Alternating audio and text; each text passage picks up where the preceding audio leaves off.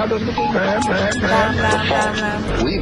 that all men are created equal. To the magnificent mosaic that is America. From radio beacon to radio beacon. I have a dream today. Change has come to America. Believe me. Knock, knock. Who's there? It's a figment of your imagination. Randi Rhodes Show. Turn up your mind. Oh, it's Friday, you bastards. Oh, hello, everybody. Hello, Friday. All right. Thank you. Thank you. Thank you. We got big doings here today. We got big goings on. A lot of things going on is all I'm saying. We have matters to discuss with you, happenings and events.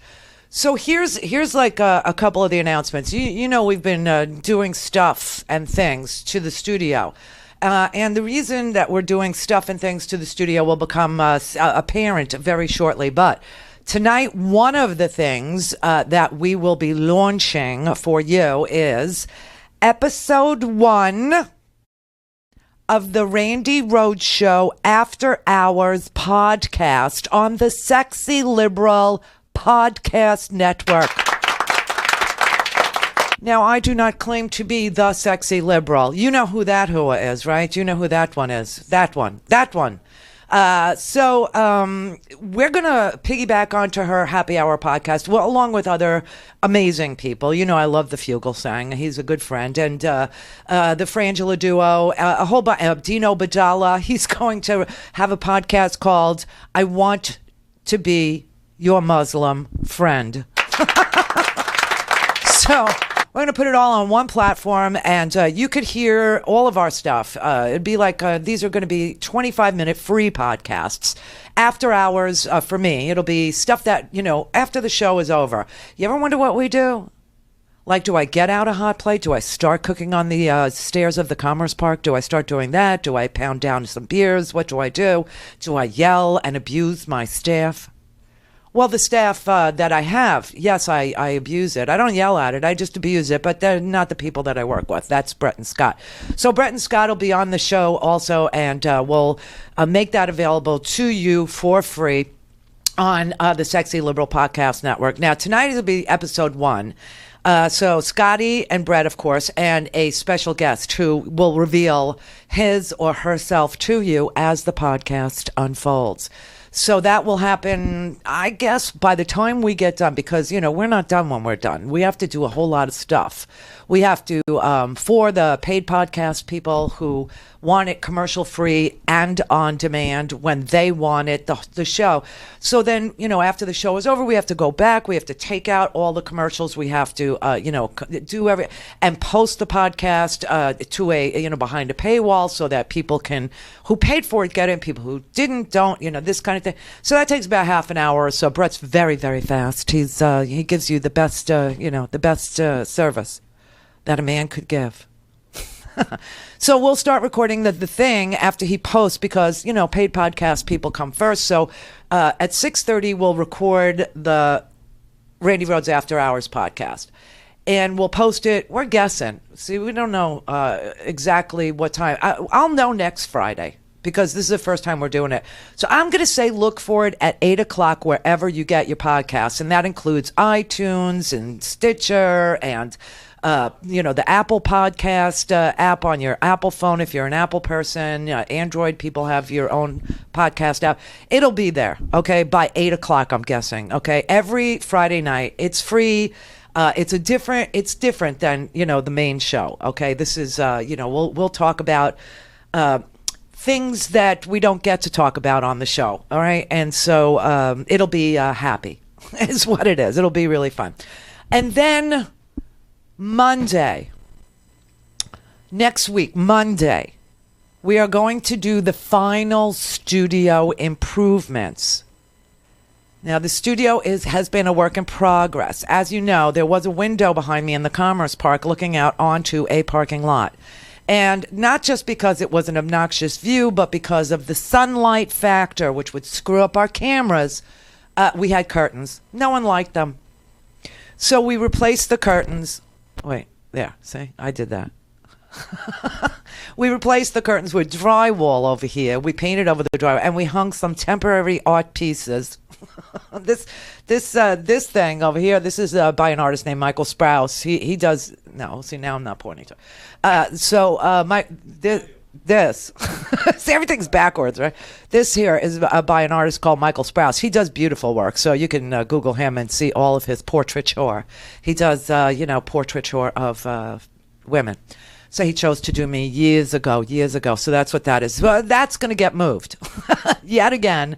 And then this Randi Rhodes thing, that was the logo that we used when we were on Premier Radio Networks. I don't know. I just found it in my garage, just to be English for a brief moment, and I put it up there. So this is all going to go away. You're going to see, like next week, we're putting in professional lighting, okay? Because your buddy here is getting older. And this white light that I have, this stupid little cheapy thing, I'm not happy. And Betty Davis and Joan Crawford explained many times on Johnny Carson that lighting is a woman's best friend. Now I have hired professional lighting guys to come in. We have purchased the equipment. The equipment is here. They will be installing it beginning tonight after we conclude. Oh my God, the new podcast.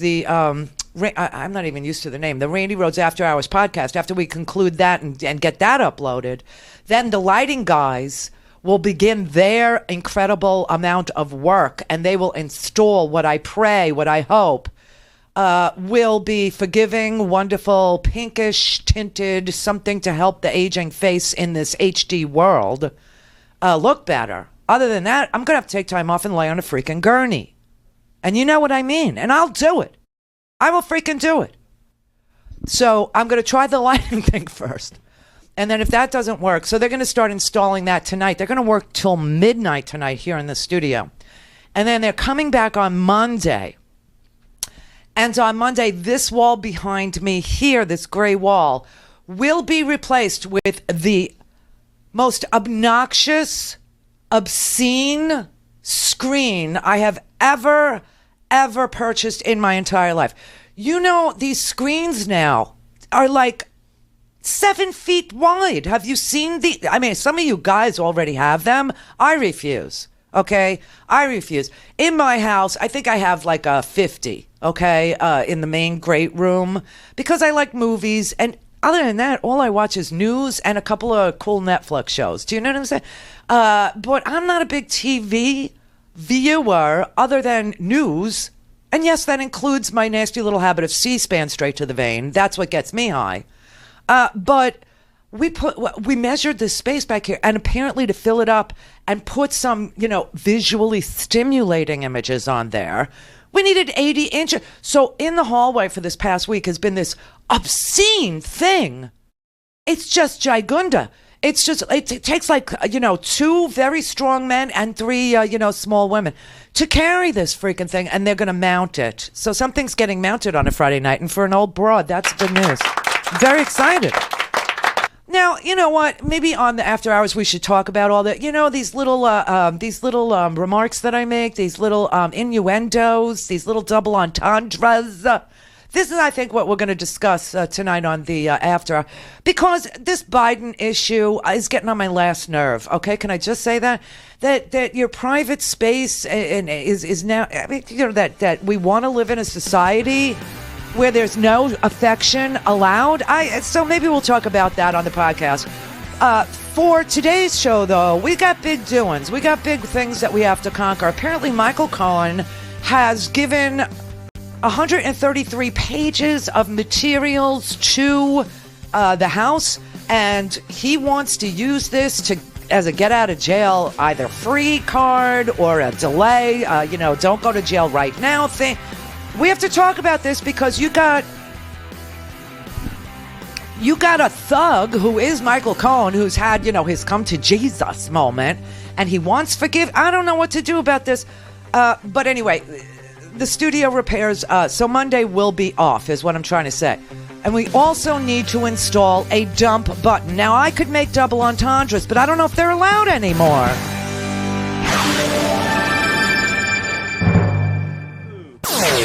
things Randy at randyrhodes.com. Go for launch. Speaking truth to power, the Randi Rhodes Show.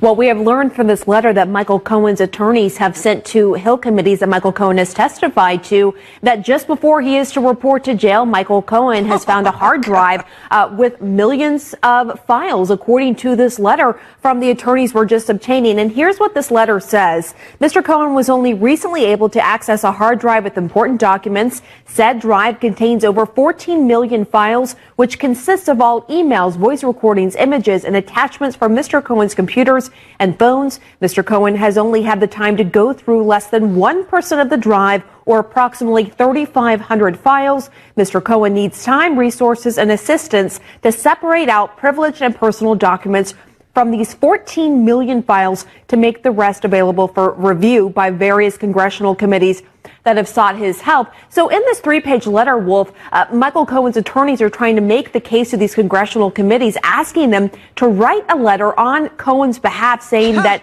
they need his continued cooperation, that he has already been cooperative voluntarily, and that these committees still need his help. And this is a bid in order to delay his jail time. Wolf, it lays out here right on the last page of this letter that Michael Cohen wants SDNY to advocate for him to delay the jail time. Of course, he is supposed to report early in May. And also, Michael Cohen's team is asking for reduced jail time. As we know, his sentence has already been delayed one time, his 3-year sentence.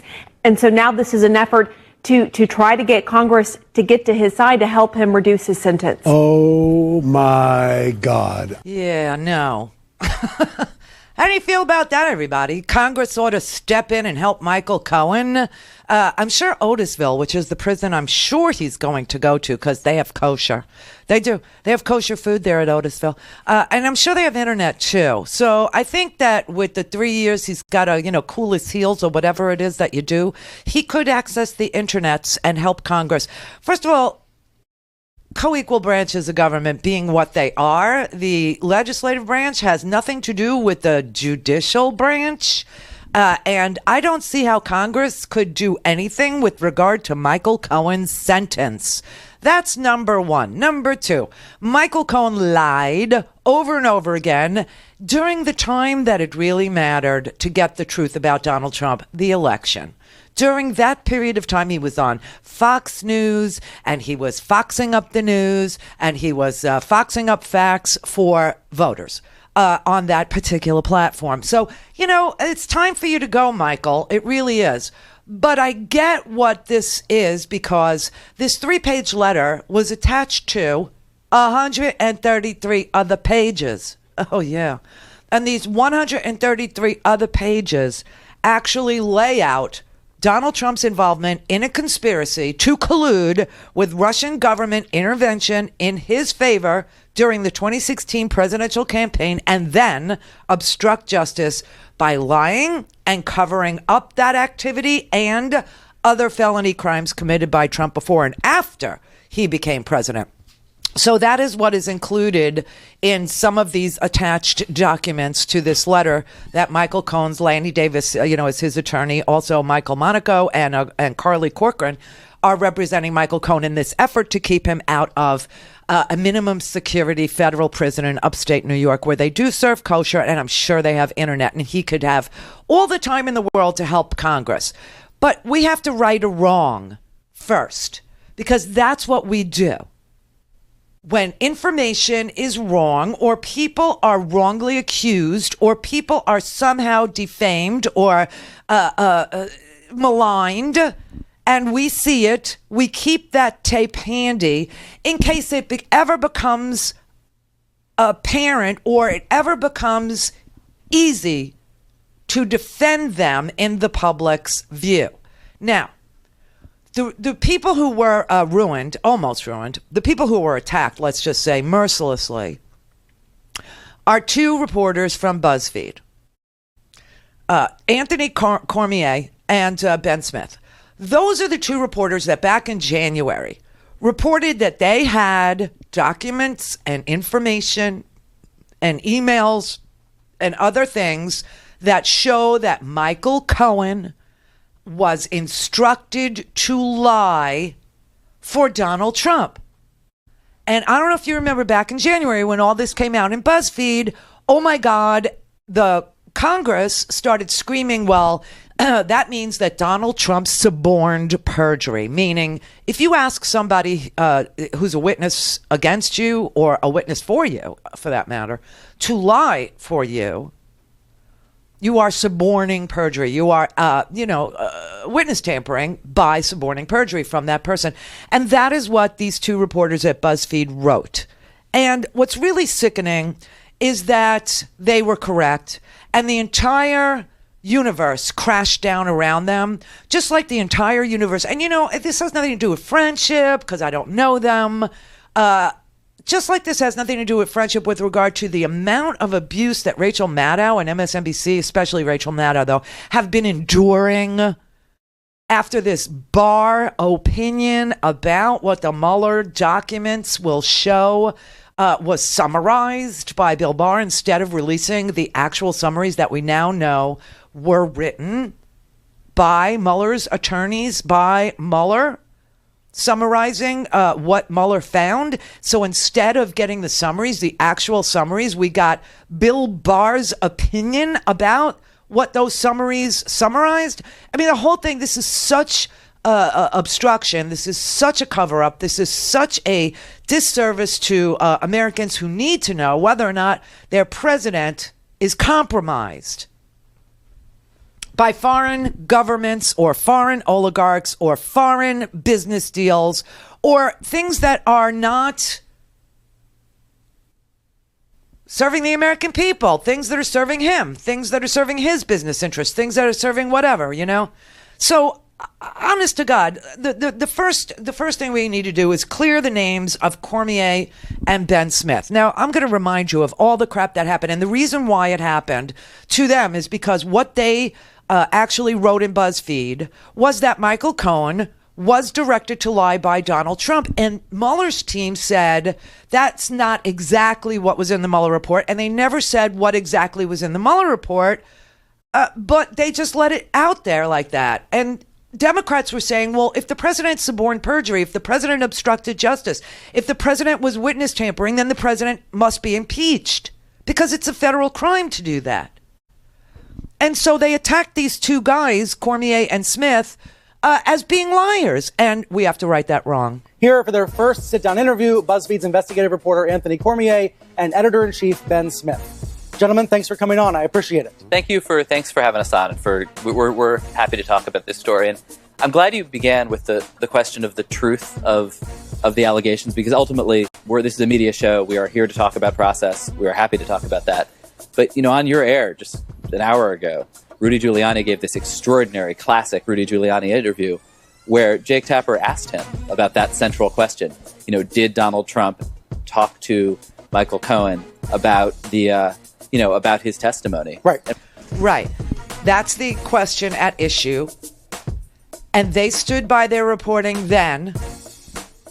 And quite frankly, their reporting has been borne out by this Michael Cohen, Lanny Davis, Michael Monaco, Carly Cochran letter on behalf of Michael Cohen to Congress. It says he was asked to lie.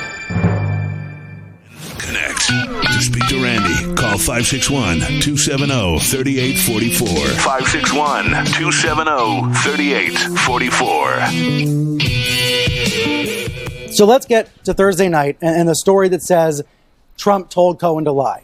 Anthony, do you have any new evidence since Thursday night that supports your story? I have further confirmation that this is right. We're being told to stand our ground. This is our reporting is going to be borne out to be accurate, and we're 100% behind it. Who is telling you that? Oh, I'm not going to talk about my sources. I got to be honest with you. This morning, Rudy Giuliani seemed to signal that there was going to be a leak investigation. This is a really significant matter, and in order to protect our sources and not put them at any risk, we're not going to talk about the sourcing. But you wrote on Thursday night, we can put it on screen, the lead of your story, the blockbuster lead, that Trump directed Cohen to lie to Congress. Do you have additional sources beyond the two that you named in that story, or just the two sources? We're not going to talk about the sourcing matters here because, again, I have to go back. But it sounds like you've gone back to those two sources since Friday And they've said the same thing to you again? I'm not going to, I can't talk about the timing of when we've spoken to people, but I can tell you that yes, indeed, the same sources that we used in that story are standing behind it, as are we. And the story went on to say, and we can put this on screen as well, Cohen told the special counsel that after the election, the president personally instructed him to lie by claiming that negotiations ended months earlier than they actually did in order to obscure Trump's involvement. So you're saying there Cohen told the special counsel. That's been a matter of debate. Did Cohen really tell the special counsel this information? Because that's one of the details Mueller seems to be objecting to.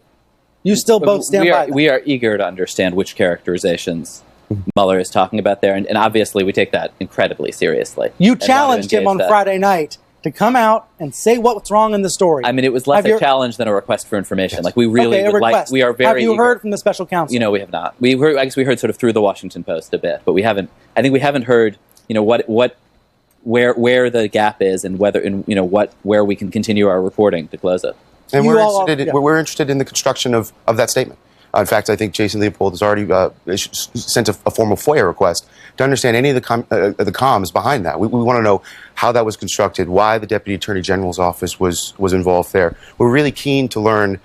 We want clarity from the Special Counsel's office, and we want to learn about the construction of that statement. Who was involved, when, how, where, why. Now, that's interesting because the denial about what was in the Mueller report came from the Deputy Attorney General, Rod, right? And Rod and Barr are the two people who decided, rather than to let us read the Mueller summaries that were drafted for public consumption, and today is 2 weeks that the Mueller report was given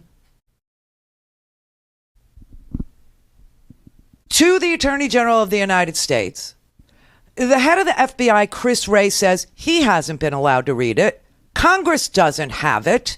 All we have is Bill Barr and Rod telling us what they think they read, instead of giving us the exact summaries of what was written for public consumption, meaning that the Mueller report had, just like I explained yesterday, almost every document has an executive summary to let you know what they're going to tell you in this report. So it's tell them what we're going to tell them, and then tell them again at the end.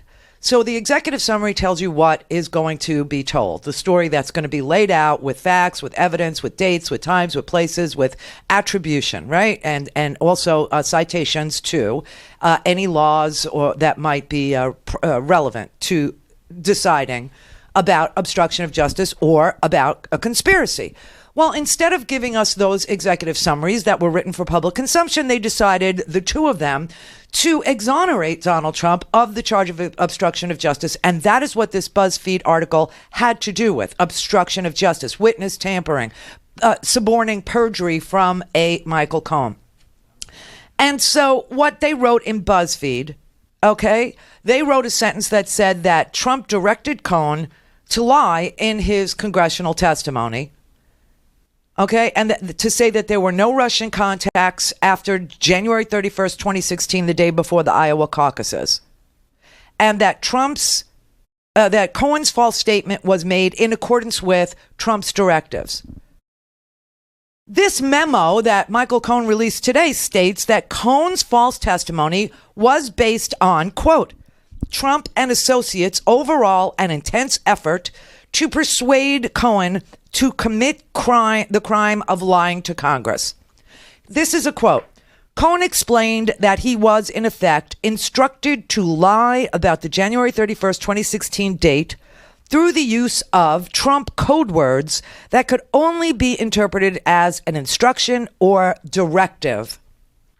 This is what's in the new memo.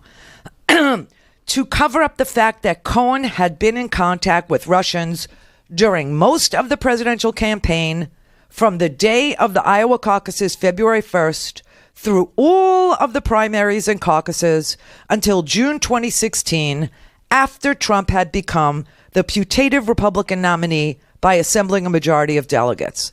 The memo also details in it what Cohen told the House and Senate Intelligence Committees behind closed doors in February, and it further states that after he gave the false testimony to Congress, Cohen got a phone call from one of the Trump attorneys who, quote, congratulated him on the testimony and said his client was happy with Cohen's testimony to Congress, which was a lie. Now, this new memo also goes a little bit beyond the public testimony that Cohen gave before the House Oversight Committee in February, during which he said Trump had told him to lie, quote, in his way.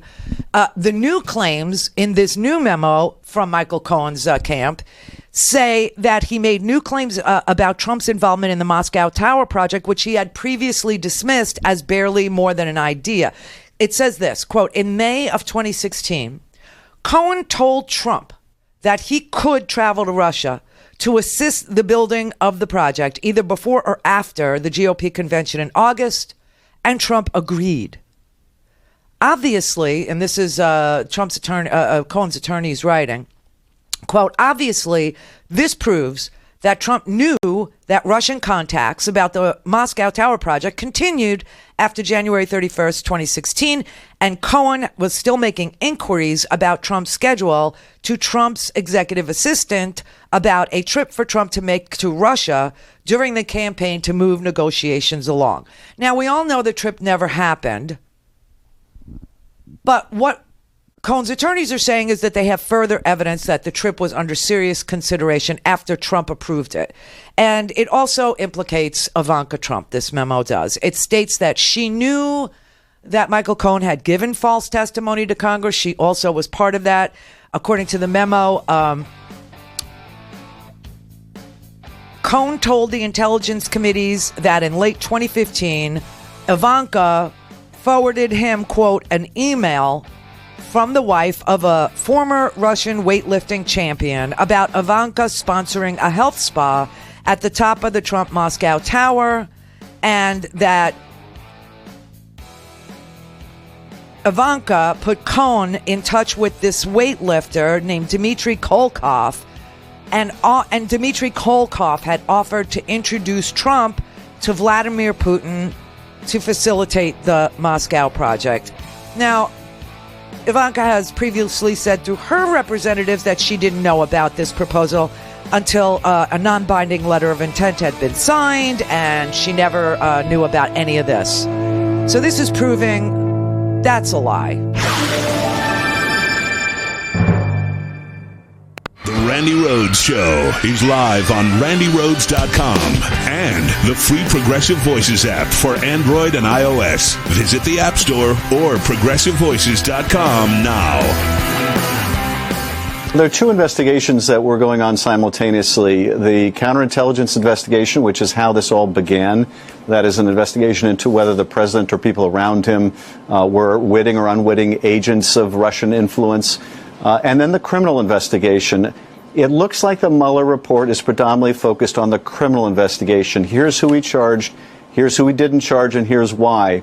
It may not discuss the counterintelligence findings. If it doesn't, of course, that's what we're going to be pursuing in the Intelligence Committee, and we'll use whatever means necessary. Very analogous to Chairman Neal, who has a statutory power to get the tax returns.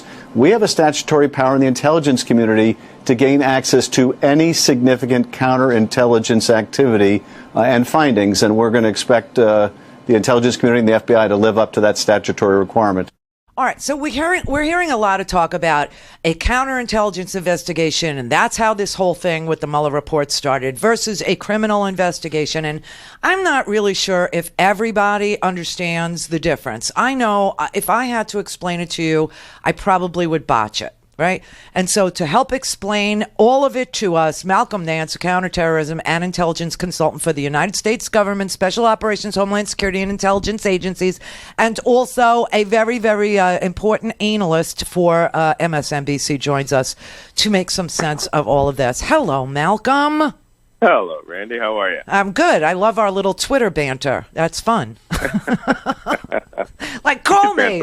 I was like, call me. I'm like, no, call me. Call me. But you are in Wales? Are you in Wales?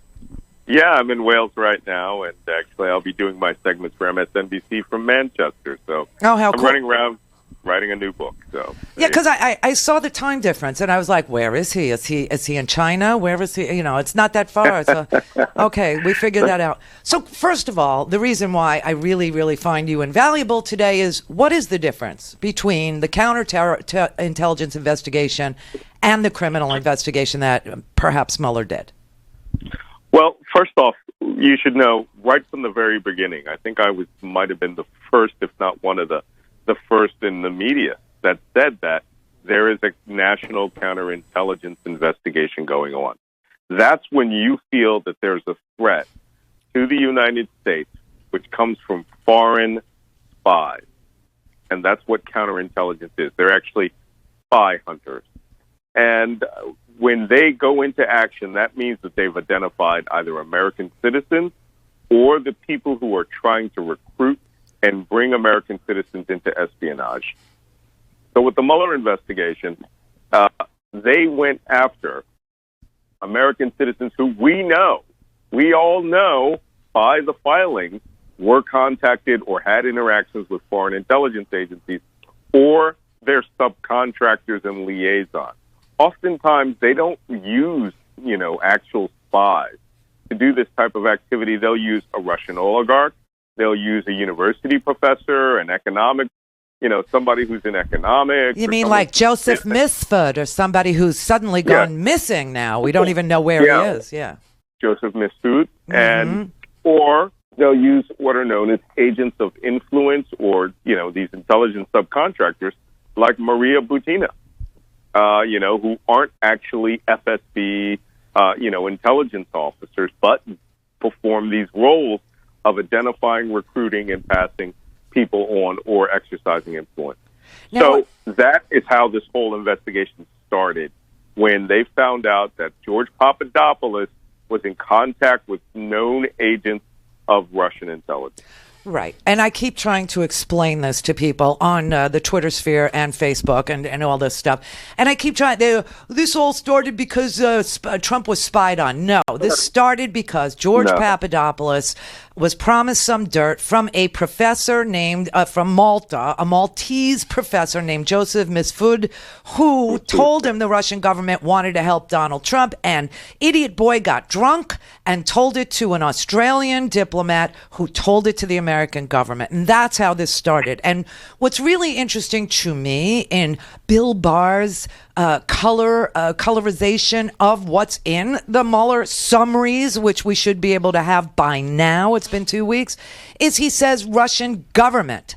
Well, just like you point out, didn't have to be, the collusion or the conspiracy obviously was not the Russian government. It was people who were in the know about the message that the Russian government wanted to send to Trump, that the Russian government was supporting him. But the actual contacts were with people who were not part of the government, except for Natalia Veselnitskaya, which is curious. Right.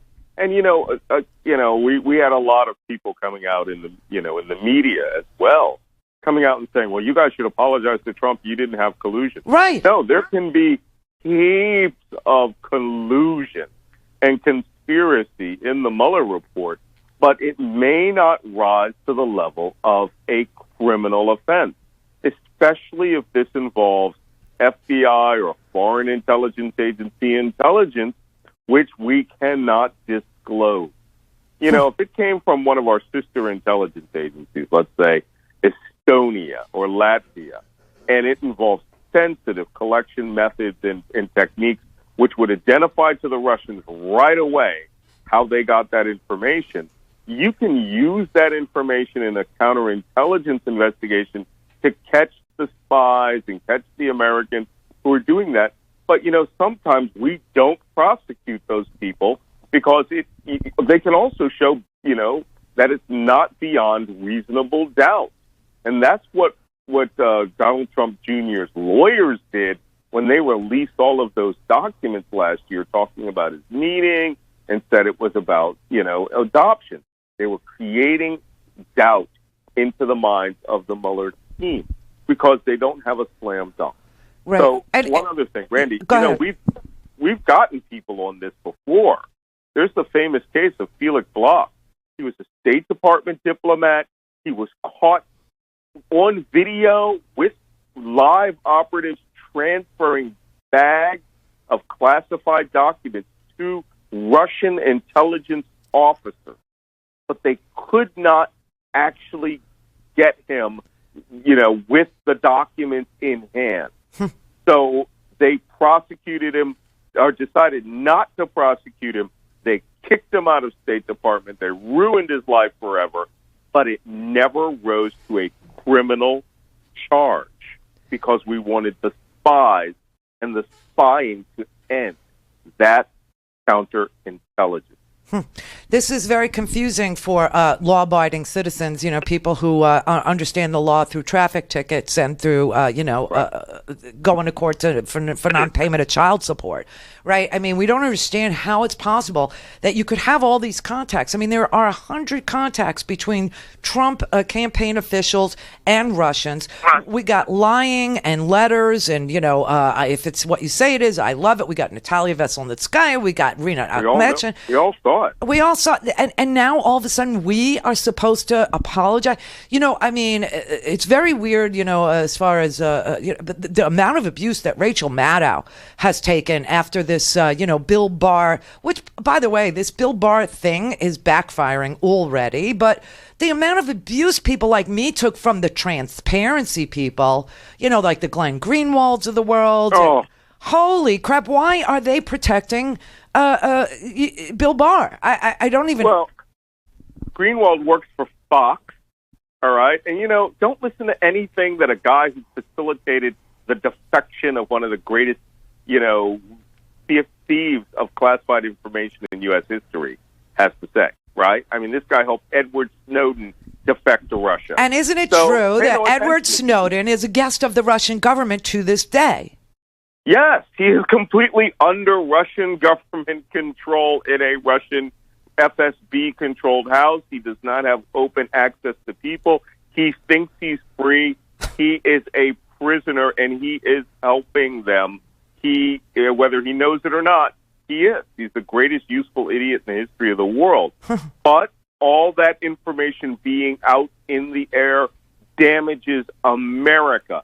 And the supposed patriots, who are all backing the Greenwalds and the Snowdens of the world because it hurts quote-unquote liberals, well, that's why they're cheering. They're hurting America. They don't care because it covers for Trump. It really is upsetting, honestly, because, they claim to be the transparency people, and their whole, public profile began because of the warrantless wiretapping, which everybody who had a brain in their head was against. But the truth is that they have gone so far off the rails that now they trash people who really are into transparency. All this obstruction of justice that we see, Michael Cohen in the new papers today. I mean, the BuzzFeed reporters who got trashed, people like you and me are getting trashed. It's got to stop. Put America first. They don't care. That's all there is to it. Well, you know what? You and me and all the others that are insisting on the entire report being made public are on the right side of history. Enjoy your English vacation.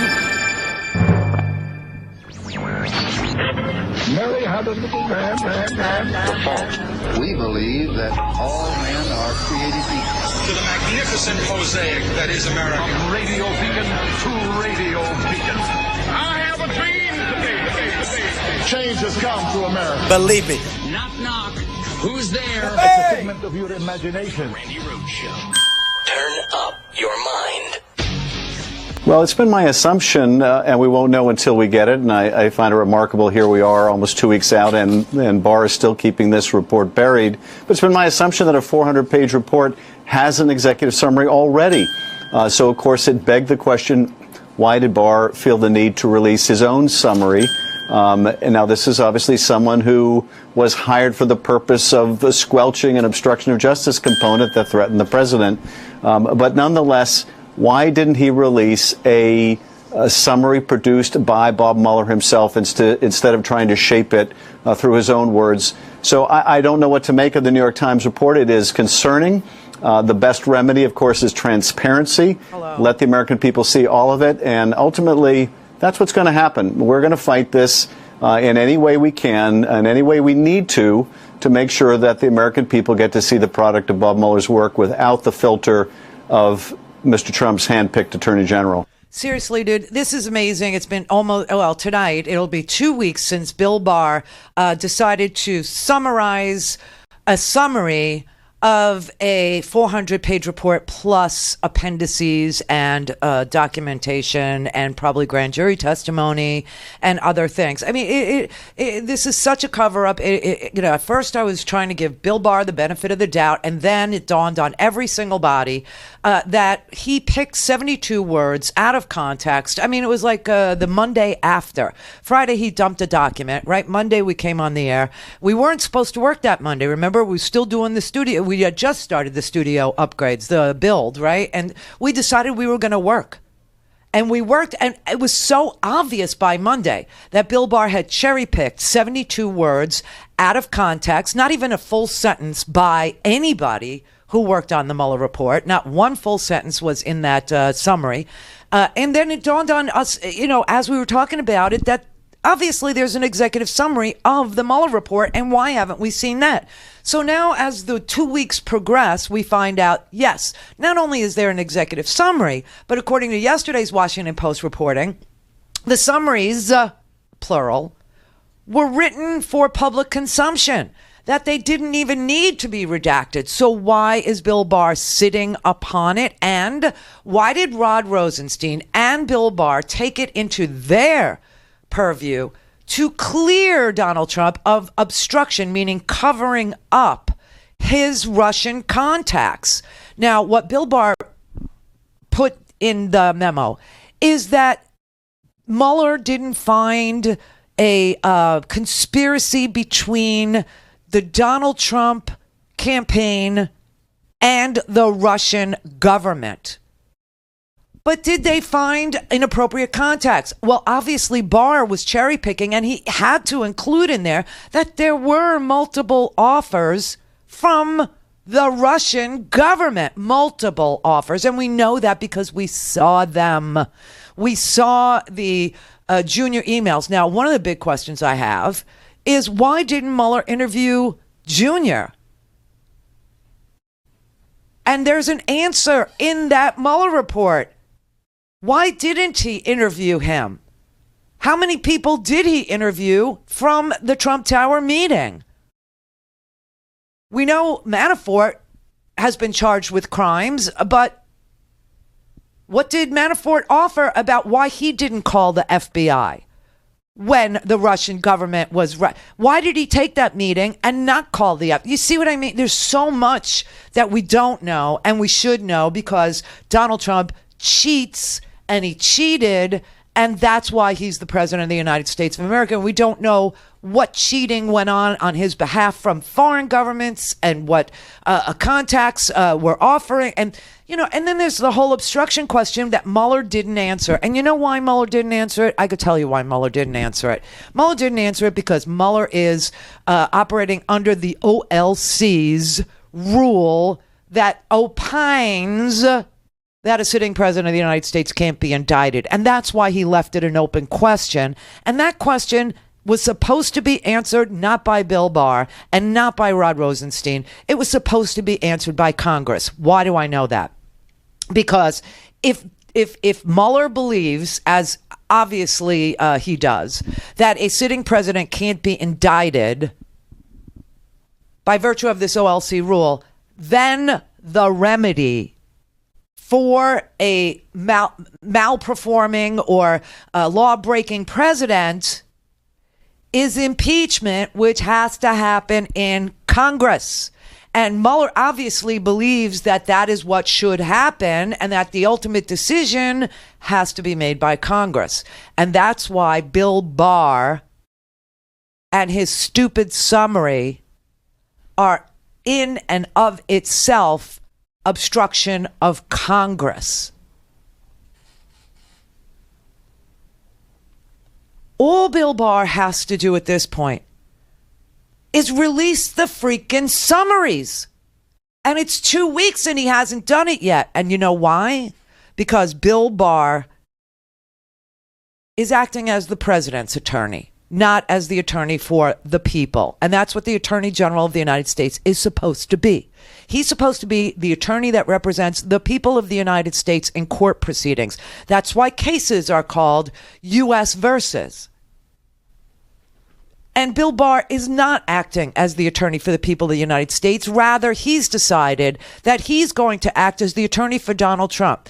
Don McGahn, the White House counsel, is supposed to be the attorney for the office of the presidency. So that's why Don McGahn was taking contemporaneous notes when Donald Trump would override the opinions of the intelligence community and law enforcement with regard to people disqualified to hold security clearances. And McGahn was supposed to be protecting the office of the presidency, not the president. And so he was making notes saying, the president is overriding law enforcement. The president is damaging the office of the presidency. He is overriding the intelligence community. He's overriding the law enforcement community. He's handing out, security clearances. And it's because of things like this that that Donald Trump doesn't give a rat's ass about national security. And that should make every American sick.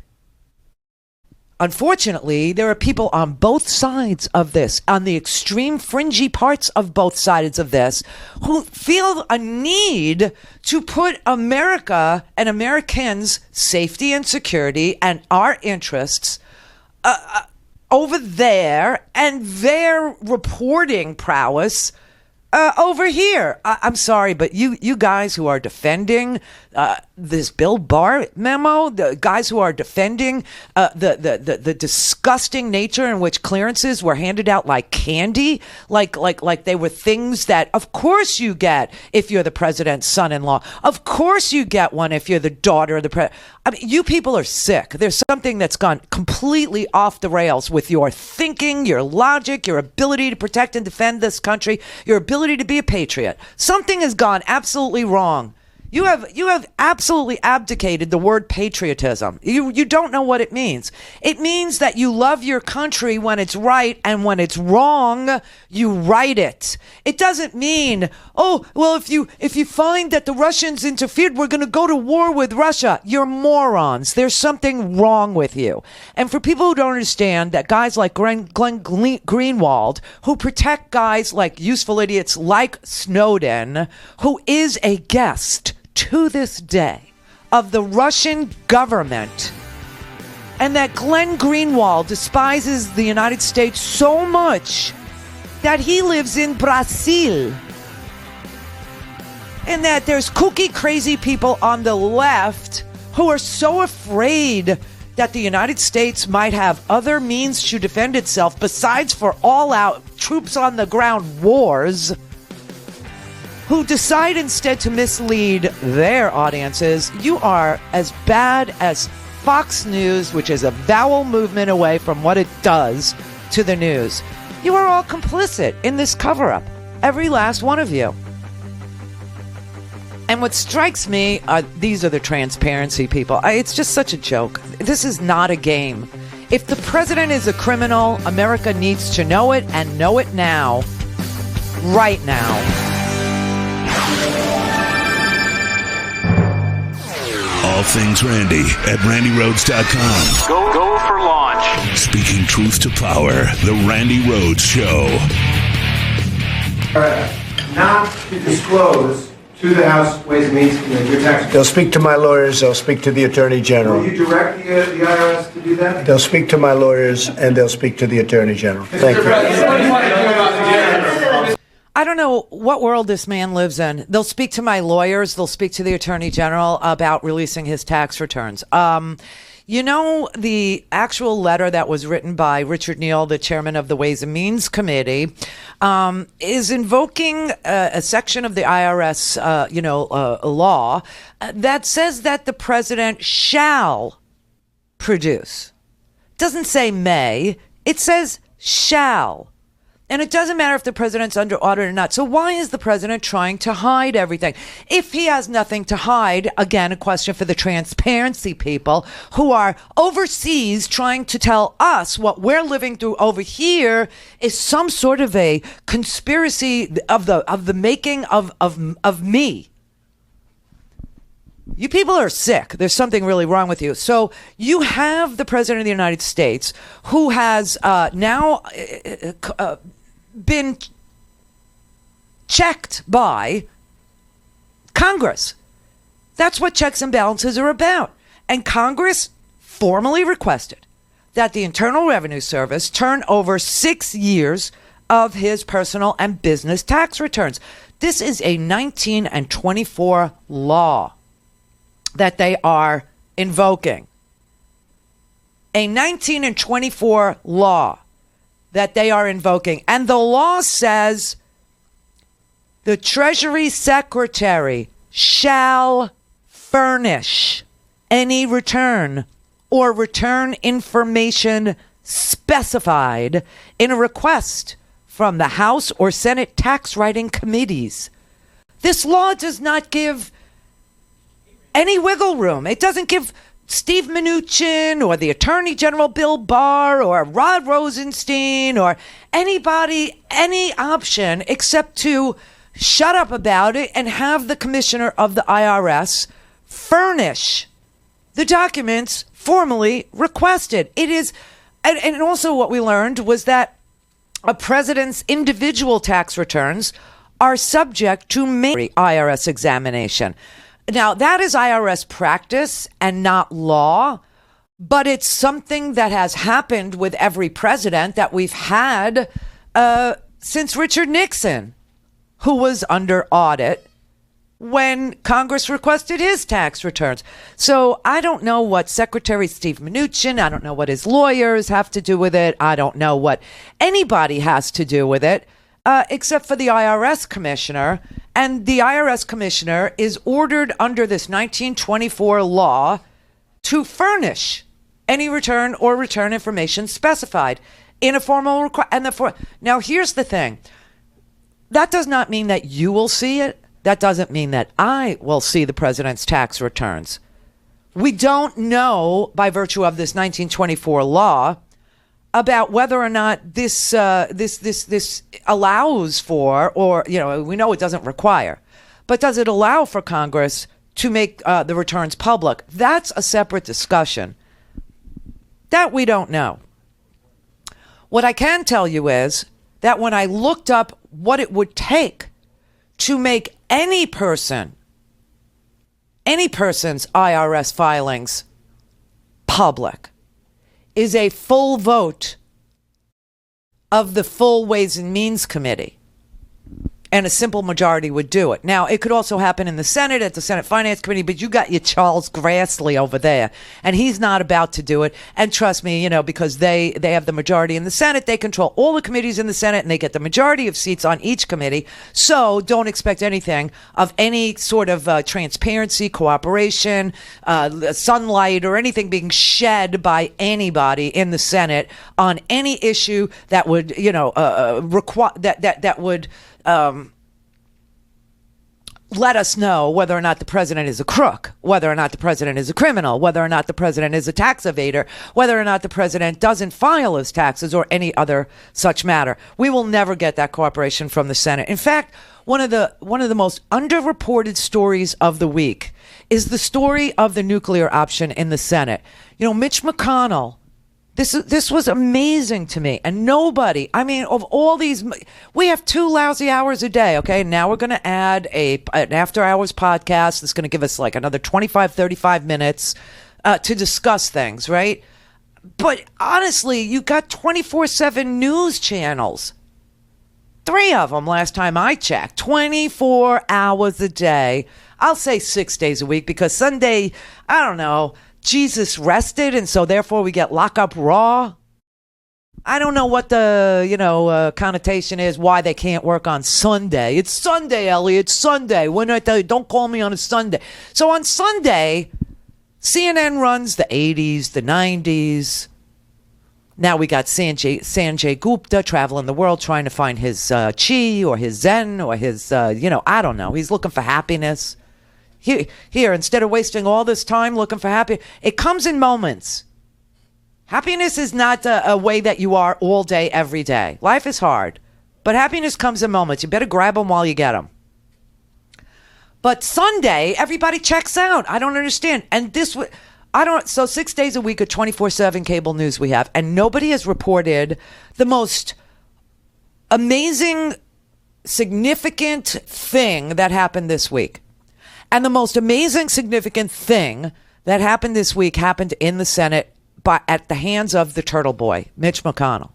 Mitch McConnell has 213 years. We have followed the rules of the Senate. The Senate was called the most deliberative body in American government. Well, not anymore. It's now a rubber stamp for Donald Trump.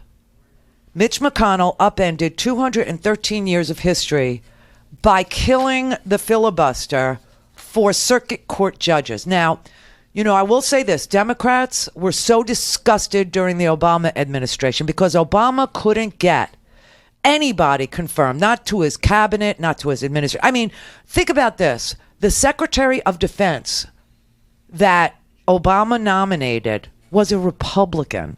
Does anybody remember? It was Chuck Hagel from Nebraska, a Republican senator. Obama nominated to be Secretary of Defense. And the freaks under Mitch McConnell himself, who gives the orders and they follow, said he wanted Mitch McConnell, he wanted Chuck Hagel to not be confirmed. Why? Because it was Obama's pick. This was a colleague of Mitch McConnell's. This was a person he knew and a person he worked with and a person who, was up for the task, who, worked on the Armed Services Committee and Foreign Relations. And they filibustered him because they didn't want Obama to succeed on any front. McConnell said that his job when Obama was elected was to make Obama a one-term president and to give him absolutely nothing. Now, you know what Mitch McConnell did with, Merrick Garland in the Supreme Court seat that he held open for a year. Yesterday, Mitch McConnell changed the rules in the Senate by a simple majority vote to end the filibuster for circuit court judges. Yeah. Show is live on RandiRhodes.com and the free Progressive Voices app for Android and iOS. Visit the App Store or ProgressiveVoices.com now. So yesterday, I swear to God, Mitch McConnell undid 213 years of history in 33 minutes. They held a party line vote to rewrite the rules of debate with regard to circuit court judges. District court judges. Michael Bennet from Colorado got on the Senate floor and gave a very long, it was about a half an hour speech, but I've actually picked out the relevant portions of it for you. This is a sick, twisted government that we have operating in the Senate. They are nothing but a rubber stamp for anything Donald Trump wants to do. Now, I want to explain to you that Michael Bennet took to the floor after McConnell took this action to end the debate. Okay, so we used to have 30 hours of debate to go over a judge's qualifications, right? To ask questions of a potential lifetime appointment to a district court, right? Judgeship.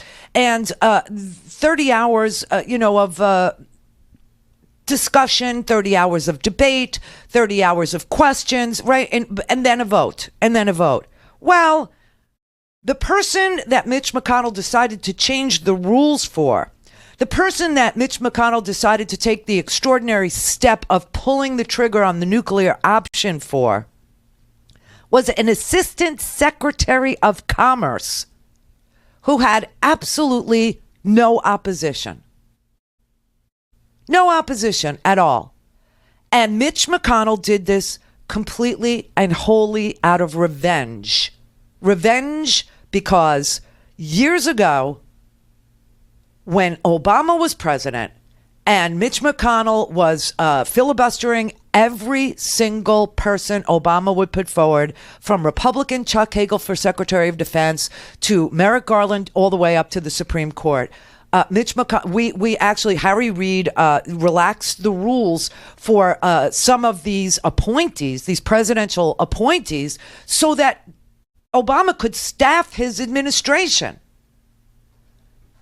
And this so peeved Mitch McConnell that all these years later, and in fact, Senator Tom Cotton from Arkansas blurted out the motive on the Senate floor yesterday, saying that his vote was, quote, revenge for a move by Schumer to block a nominee 16 years ago.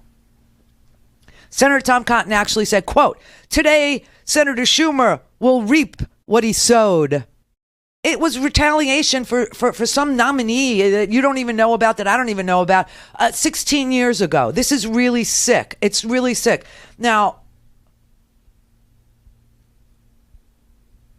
when Mitch McConnell told you his top priority for President Barack Obama was to make him a one-term president, and killed the Supreme Court nomination of Merrick Garland in 2016 by refusing to act on it, what you also need to put in your head about that particular thing, because I know everybody knows that thing, is that the Mitch McConnell and the Senate Republicans blocked 79 Obama nominees with filibusters, compared to 68 filibusters in the entire history of the United States. Are you clear about that? So next time that you remember that Merrick Garland was blocked by Mitch McConnell, I want you also to remember that the filibuster has only been used 68 times in the whole history of the United States. But for Barack Obama, 79 times they filibustered a nominee. So now they're saying they don't even want to debate. They just want to roll the conveyor belt on judicial nominees and put not only conservatives, I mean, that's one thing, but people who just aren't good into the court system, like on a conveyor belt, as fast as they can. So here is Senator Michael Bennet, and I pick him up in midstream because this was a very long speech. He seems to have completely forgotten the Obama administration, when he was the leader of the minority, when he was systematically denying President Obama the right not only to put people in his cabinet and in his administration, but to put judges on the bench as well. Before President Obama arrived in Washington, the filibuster had been used 68 times on this floor. In the history. 68 times since that rule was created, sometime right before 1920. In the first 5 years of the Obama administration, the Republicans filibustered his nominees or used the filibuster in some other way 79 times. 68 times from when the rule was created to when President Obama became president, and then over the first 5 years of his administration, they used it 79 times. And they can't remember a time when a minority has systematically denied a president the ability to put judges on the court or to staff up their administration. When President Obama was president, they filibustered the first Secretary of Defense nominee in the history of America.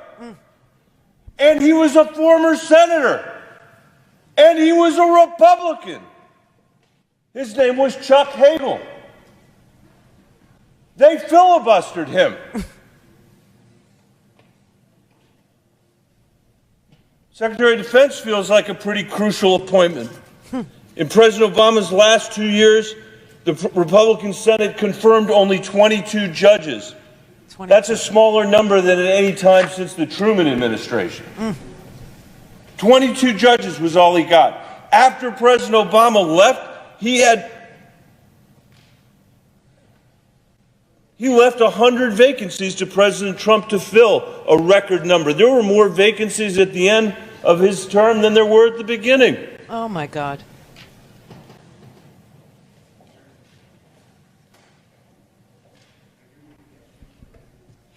It has been a concerted strategy of Senator McConnell for a decade, for more than that, and he's succeeded. He led the most famous blockade that's ever happened in the Senate, and that was the blockade he led of Merrick Garland. When Justice Scalia died 342 days before the end of President Obama's term, Senator McConnell responded to that by saying this vacancy should not be filled until we have a new president. He called President Obama a lame duck president. There was 342 days left in his term. He had an entire year left in his term. And until that point, the Senate had never refused to consider an elected president's nominee because the vacancy arose in an election year, which they claimed over and over again wasn't the case. Since the nation's founding, the Senate has confirmed 17 Supreme Court nominees in election years. It has rejected 2. The majority leader would later say, one of my proudest moments was when I looked Barack Obama in the eye and said, Mr. President, you will not fill this Supreme Court vacancy. Wow. And he did it because he knew he could get away with it.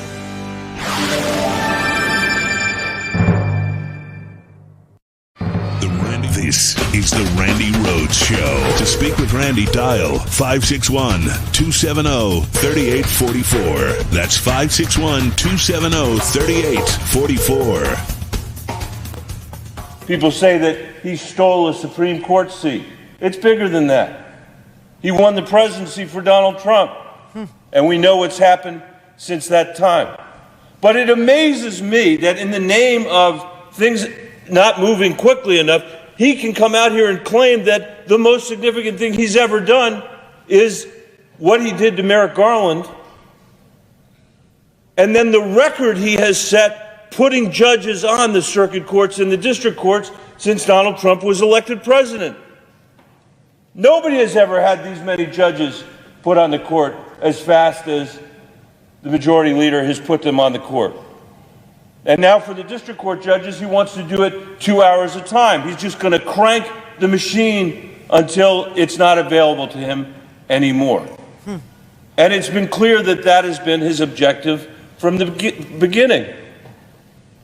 But it's not just that the judges are conservative judges, it's that they're not as good as they used to be. You know, until the group of people in this room, including myself, by the way, in 2013, out of desperation, I came to this floor and voted to change the rules so that President Obama could actually get some nominees confirmed, some judges confirmed, and some administrative appointments confirmed. I have said on this floor before that that's the worst vote I've taken as a senator, and I apologize for that vote.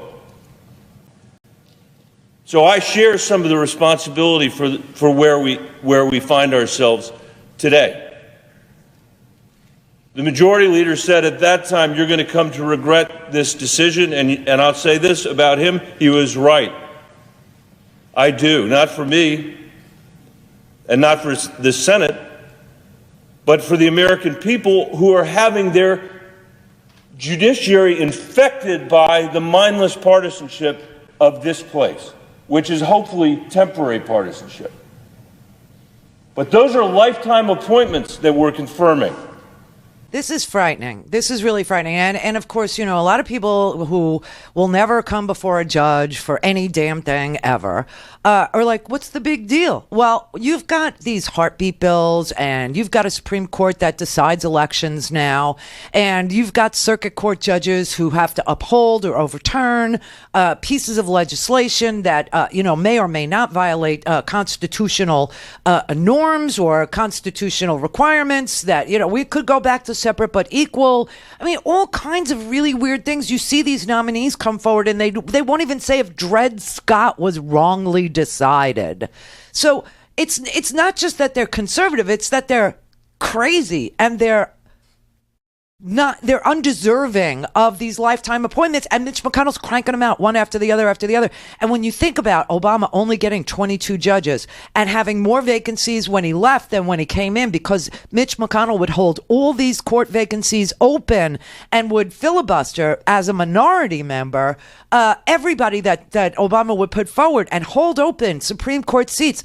Well, you have to realize that they're packing the courts, which is something that we're going to be accused of discussing if we ever say, well, maybe we should go to 11 Supreme Court. Oh, you're packing the courts. It's a court packing. They've packed the courts. They've packed the courts to side with corporations. They've packed the courts to side with dark money.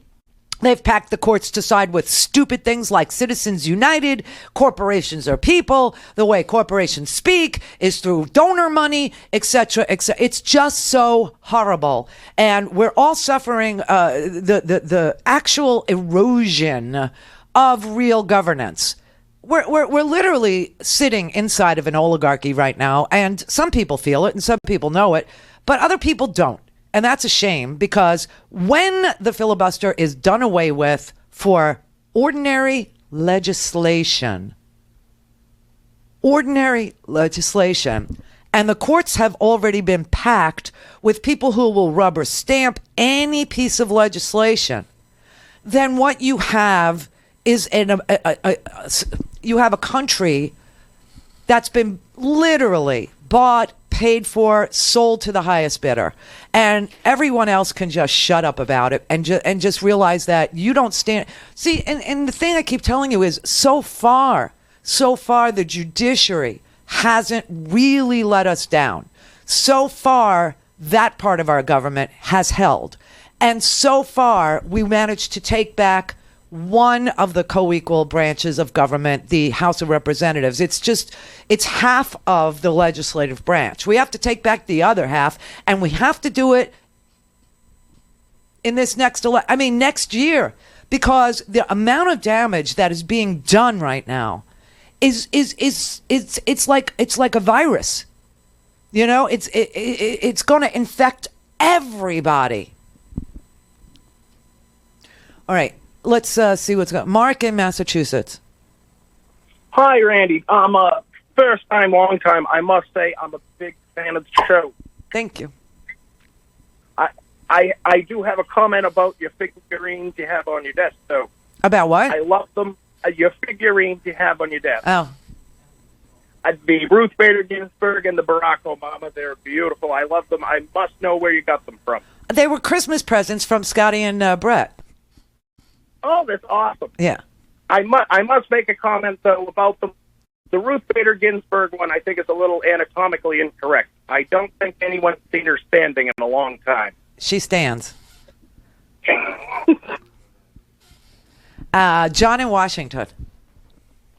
Hi, Randy. Hello. Yeah, the two things that I'm really looking forward to if we ever see the Mueller report is that what part of the Trump campaign and Trump himself were guilty of aiding and abetting. Number two is the whole thing of, like you're talking about, we have upcoming elections. Yeah.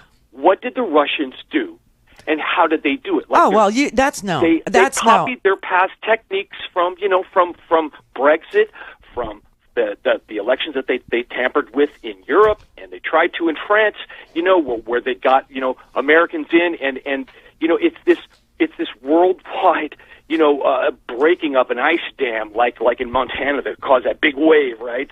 That scoured the land. All this evil money, it's taken over the UK, and they're not even doing anything about it. And it's like our oligarchs, are in bed with their oligarchs. Yeah, because just like you always say. Because it's just like that speech. If you've never seen the movie Network, okay, it's old. It's from 1972 or 3 or something like that, and but it's a classic movie. Yes, the Ned Beatty scene in the conference room when he explains to the newscaster Howard Beale that there are no peoples, there are no democracies. There's only one giant conglomeration of petrodollars, electrodollars. It is the only thing that runs the world is money. And that's all that matters. And that people run around thinking that they have a voice or they have a say in their own self-governance, and it's all a lie. And Howard Beale actually looks at Ned Beatty, who explains to him that there are no peoples and there are no governments and there's no such thing as self-government. And he says, I have seen the face of God. It's very sick. And as far as these people who want to attack you and want to attack Rachel Maddow, oh, I'm sorry, were you supposed to ignore the fact that, Flynn and Jared Kushner tried to get private communication from, with Moscow's backdoor cryptographic gear? We're supposed to ignore that, and this guy going to jail in Manafort. Oh, I'm sorry. So you, in all of your shows, Rachel and you cover like that, and also I know about Gianforte out in Montana who tackled the reporter and the corruption of the cabinet members. Right? It wasn't like only one thing was covered, but look, we're fools if we don't want to believe that Putin influenced and that Trump has been in bed with them since the 90s. It's like these people who I don't know what their motivation is. It's like they're jealous of you. They're jealous of Rachel. It's like, and Matt Taibbi, I had to unsubscribe from the Majority Report because they called the author that you just interviewed, the plot to hack America, Malcolm Nance. They called him a liar without any underlying or any objection. No, they've been doing this. They've been doing this to everybody who showed their audience emails that were released by Junior that showed everybody that, who Natalia Veselnitskaya was, that explained what the Prevezon Magnitsky Act thing was. The whole thing. Listen, we saw what we saw. We heard what we heard. The president stood on a stage. He says he was at a rally. That's a lie. It was a press conference. And he said, Russia, if you're listening, I hope you can find the 30,000 emails that are missing. And later that day, the Russians hacked Hillary Clinton's personal server. So, you saw what you saw. It is what it is. Whether or not we can hold this president accountable while he's president with an attorney general who believes that the president is above the law, I don't know. But don't call me a liar, and don't call the emails, fake, and don't call what the president's own words were somehow made up. That's just crazy.